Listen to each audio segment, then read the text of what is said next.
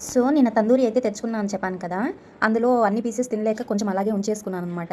So, ఈరోజు పొద్దున్న దాన్ని రోల్స్ లాగా చేసుకొని తినాలి అనిపించింది. సో, ఆ ముక్కల్ని కొంచెం కొంచెం కట్ చేసి ఆనియన్స్ అవి అంతా వేసి బాగా వేయించుకున్నాను అనమాట.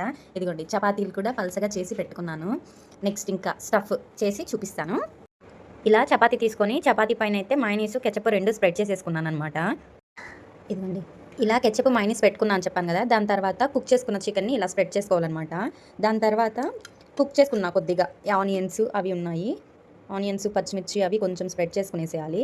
స్ప్రెడ్ చేసుకున్నాక తర్వాత నార్మల్ ఆనియన్స్ ఇవి కొంచెం స్ప్రెడ్ చేసుకోవాలన్నమాట. చేసుకున్న తర్వాత కొంచెం పచ్చిమిర్చి, కొంచెం కొత్తిమీరి వేసుకునేసి ఇంకా కెచప్. ఇలా కెచప్, మయోనీస్ 2 వేసుకునేసి రోల్ చేసుకొని తినేసేయడమే.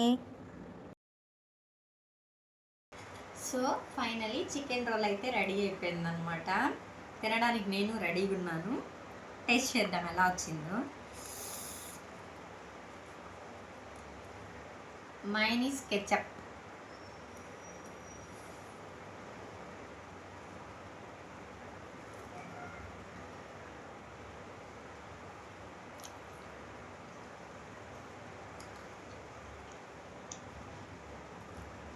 బాగుంది టేస్ట్.